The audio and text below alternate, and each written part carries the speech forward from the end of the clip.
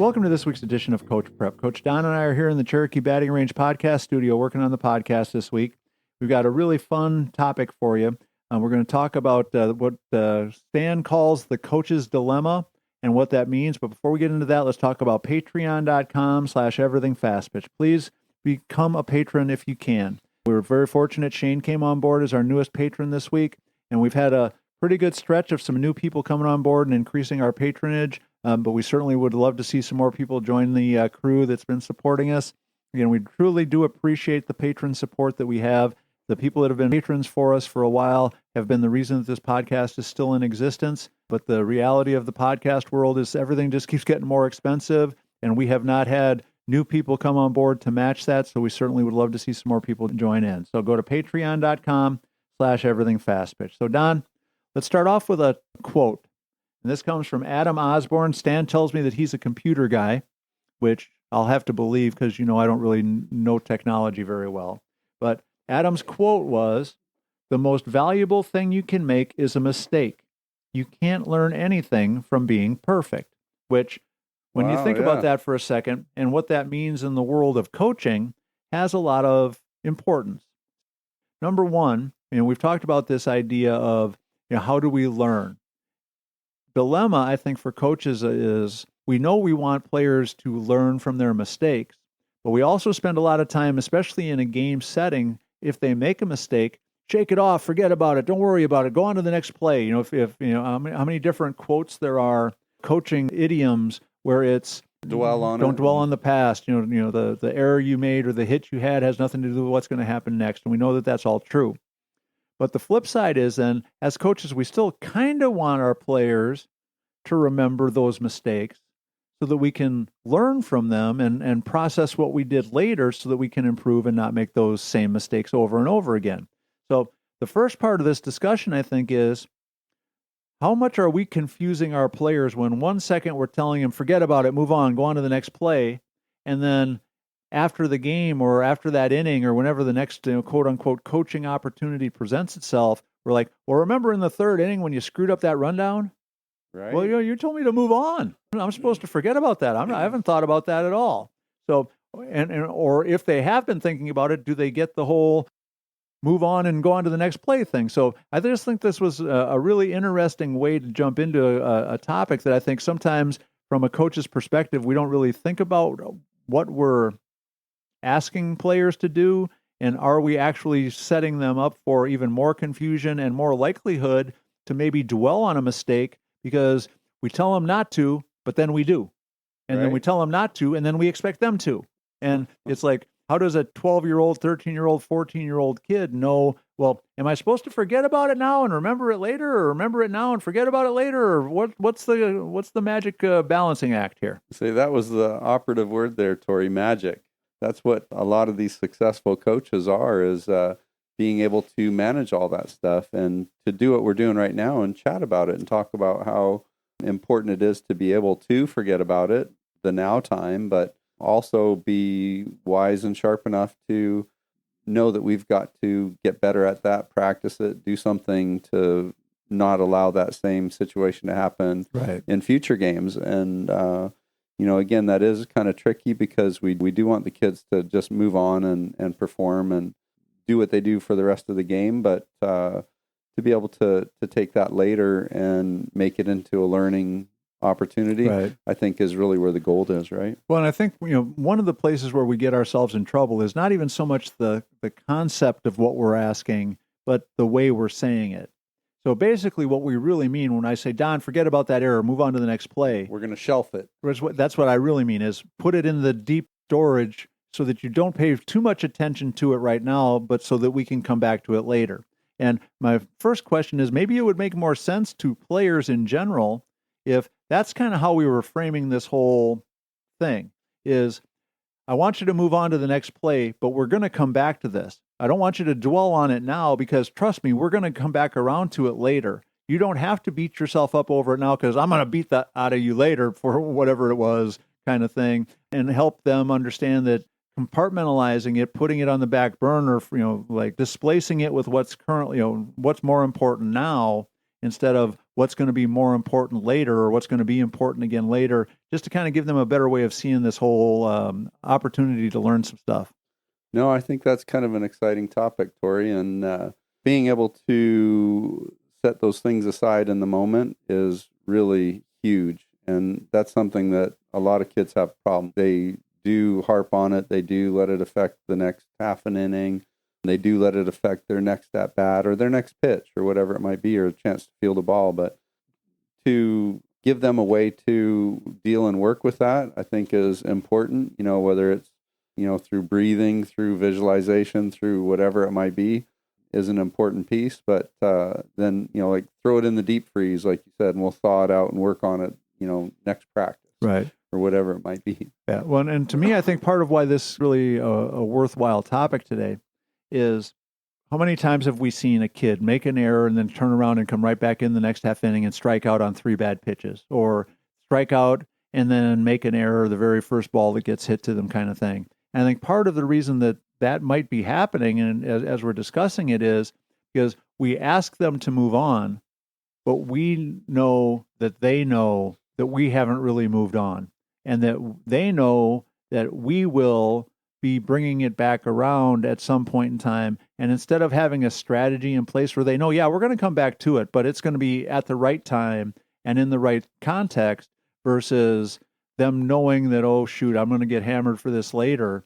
So even though they know they're not, even though they're not supposed to let it hang around, they do let it hang around because they know that no matter how they respond, no matter how they come back and continue to play that game, that mistake that they made is still out there in the coaching ether, waiting to be revived and brought back to our attention. Well, Tori, I really, really like what you're saying there, because again, if they know that the process is that we're going to review this in a comfortable setting, we're going to review this in a positive way at the next practice, everything's going to be okay because I know my coaches are reasonable and understanding and that they're supportive and, all these positive things, then maybe I can put it, on the shelf for now. Right. And feel better about moving on to whatever's next in this game. But if it is a very upsetting event later when we review this, then just like you said, then it is going to be looming over me, and right. I am going to be kind of shrugging and ducking and not really performing like I could the rest of the game or day or whatever, because I know, just like you said, there's going to be an awful event eventually. There's going to be a reckoning. Well, Stan hit the nail on the head. And what I think we're trying to get to is we want coaches to create a world where we accept the fact that mistakes were made. We understand that, we're not candy coating it and pretend, like it's just going to be a kumbaya. We're all going to, patch on the back and pretend that nothing went wrong kind of thing.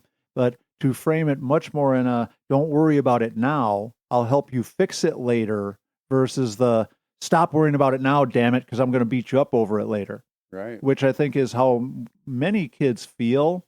And honestly, I mean, I know I've done that more times than I can count, where out of one side of my mouth, I'm yelling at a player to not let the mistake bother me, to let it go. On the flip side of it, they know in my mind, I'm thinking of some really sarcastic, mean-spirited, evil way to bring it back up later, so that if we can kind of change our mindset on it, change the way we're making the kids feel about it, maybe we can create a whole lot more positive way for them to actually move on from a mistake and not let it affect them more during that game. And again, we've had some feedback from listeners who don't like the push towards a lack of accountability, that too many players think that there's never going to be any kind of reckoning for anything that they do or any kind of the mistakes that they make.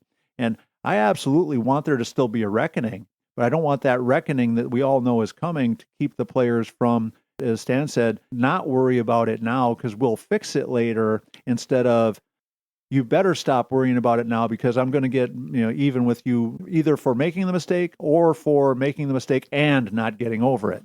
Yep. So if we can make it a comfortable setting and be consistent in the way that we deal with oopses, right? Right. And if it's, something that they know is going to be okay because we are going to work on it, we are going to get better at it, that might give them the comfort to enjoy the rest of the day still. Right. And hopefully to see the mistakes that they're making as chances to actually improve themselves over the long haul. When I was in the throes of, my maniacal coaching years, thinking that, yelling louder and being meaner and cussing more was the secret to being successful. I get the people that want us to, still hold our players accountable. I, don't dodge that at all. But as our longtime listeners have heard, how many mea culpas from me over the years. I wish I knew then what I know now, or I wish I would have been a little bit more forward thinking back then than I was.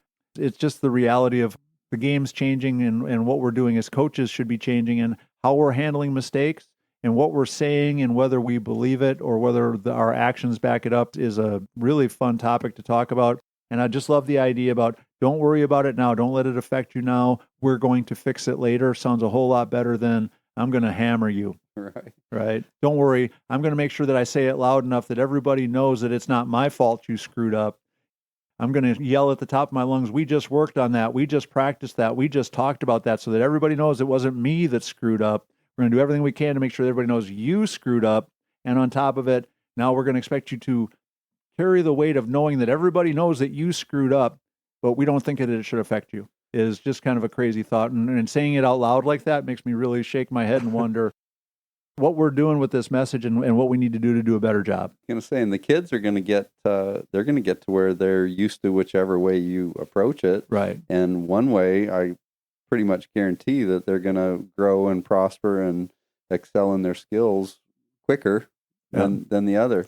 As you mentioned, when we were coaching, when we were younger and all those things, it would be interesting to find out if any of these coaching styles or techniques might have benefited those kids, because they were different then too. And these kids today are different. And I don't know if they were tougher then and softer now, or I'm sure there's some of both in both of those worlds. But it would be interesting to be able to know for sure if any of those techniques or styles might have benefited us better back then. Something kind of struck me a couple of years ago. I might have mentioned it on the Everything Fast Pitch podcast, that one of the players that had the most success ever playing for me, somebody that I still have a really good relationship with, that would give a kidney for in a heartbeat.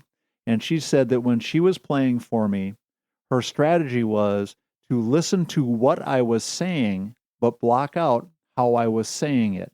So that in the tirade, there was good information, but you had to not get caught up in the yelling or the whatever, so that you could hear what the message was. For the longest time, I thought, that was a really good strategy. That's pretty cool. And then it dawned on me that I've only ever heard that said about one other coach in a public setting that I've heard. Now, I'm sure other people have said it or thought it about their coaches, but that was Bobby Knight. I was going to say, he was probably a tough one, wasn't he? Yeah. And so on one hand, Bobby Knight, when I was first coaching, was the kind of coach we thought all coaches were supposed to be. Yeah. Now, in hindsight, knowing that one of my best players ever thought the same strategy applied to me that applied to Bobby Knight is a little bit jarring sometimes when you think about it. So, and again, I know there's a lot of things are different, a lot of changes have happened, but coaches, just to kind of wrap this up, let's make sure that if we're going to say move on to the next play, that what we're doing allows our players to really do that. And let's develop a strategy, and as Coach Don said, consistency in how we're handling it, so that they know that, you did make a mistake. We are going to hold you accountable for it. We are going to learn from it, but right now is not the time for those things. You're going to stop worrying about it now so we can fix it later and not add anything more to the list of things that we have to fix later. Awesome. So, all right, so that's going to wrap up this edition of Coach Prep. Please make sure you go to patreon.com/everythingfastpitch, become a patron.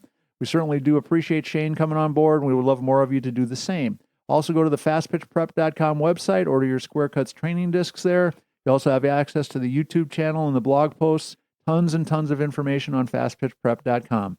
Send us your questions, comments, ideas, and suggestions to everythingfastpitch@gmail.com or fastpitchprep@gmail.com. So for Coach Don McKinley, our producer Stan Lewis, this is Coach Torrey. Thanks for listening. We'll talk to you again next week.